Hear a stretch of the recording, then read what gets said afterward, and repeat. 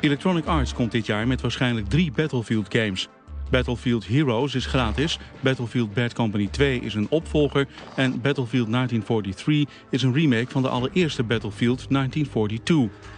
Gamer.nl speelde deze laatste game in Stockholm en sprak met een van de producers van Battlefield 1943, Gordon Van Dyke. My name is Gordon Van Dyke. I'm a producer at DICE, and right now I work on Battlefield 1943.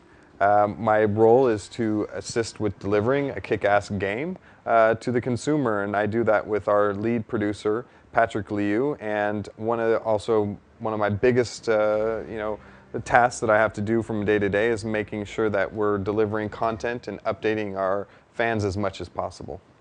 Van Dyke, die zelf een fan van het eerste uur is van de Battlefield franchise, heeft zich knap omhoog weten te werken bij ontwikkelaar DICE.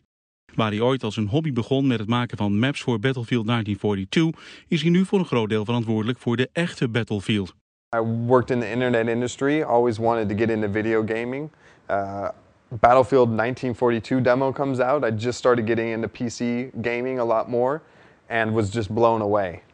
Bought it, started playing it obsessively, started doing competitive play, started playing Desert Combat, was one of the top chopper pilots in Desert Combat.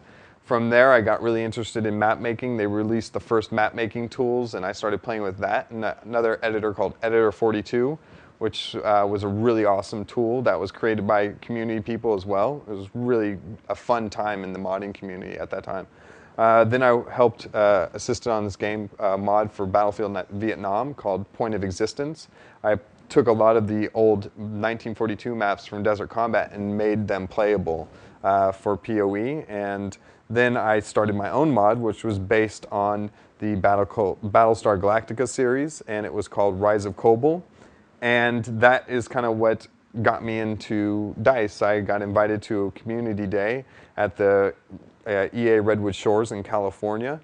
They invited me there and I said I had to do this, so I quit my easy, good-paying job and became a tester and then worked my way up, and now DICE recognized me and hired me, and I just, a little bit of luck and a lot of persistence and some skill. Battlefield 1943 mag dan weliswaar een remake van de oude en originele Battlefield zijn. Niet alles in de game is hetzelfde. Zo zijn er maar 3 maps en 3 verschillende klasses en kan er maar met maximaal 24 spelers tegelijk tegen elkaar oorlog worden gevoerd. Ook de moeilijkheidsgraad is wat aangepast, aangezien je gezondheid automatisch wordt aangevuld wanneer je niet beschoten wordt. Toch is Battlefield 1943 allesbehalve makkelijk en is de game volgens Van Dyke net zo diepgaand als de vorige delen. I swear I'm gonna have a stroke when I'm playing this game one of these times, because now I'm getting older. It's so intense. There's a lot of action going on. We have great systems to keep people together, keep them together tighter. We have a really, really good squad system. A lot of people from the PC gaming world, we'll take this system for granted, but for us on the console system, it'll be something brand new to them, where you can manage your squad, you can invite people into your squad, you can remove people, so you can create a custom squad. You'll be able to have voice chat between only within your squad, or you can communicate with the whole entire team. So you'll have control over your experiences a lot better now. So. But it definitely is not a casual experience by any stretch of the imagination.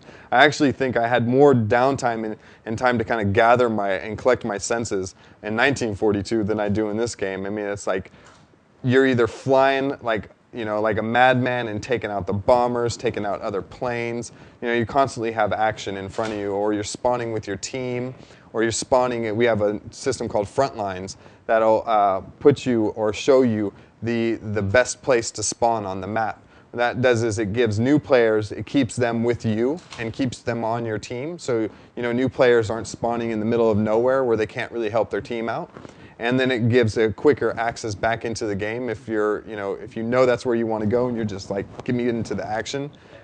But if you're a more experienced, robust player and you have more experience playing Battlefield, then you still have manual control, so you can control strategically where you spawn. You're like, oh, there's a Jeep, there's an empty Jeep over there. Let me spawn here and grab that Jeep and back up my team. Gamers die na de release van Battlefield 1943 op zoek gaan naar de game in de winkels, zullen van een koude kermis thuiskomen. Battlefield 1943 zal namelijk alleen digitaal gedistribueerd worden. Een bijkomend voordeel hiervan is dat de game waarschijnlijk niet meer dan 2 tientjes zal kosten, waardoor onbekenden van de Battlefield-serie sneller geneigd zullen zijn om tot aanschaf over te gaan. Toch is Van Dijk niet bang dat de oude en fanatieke fans Battlefield 1943 links zullen laten liggen.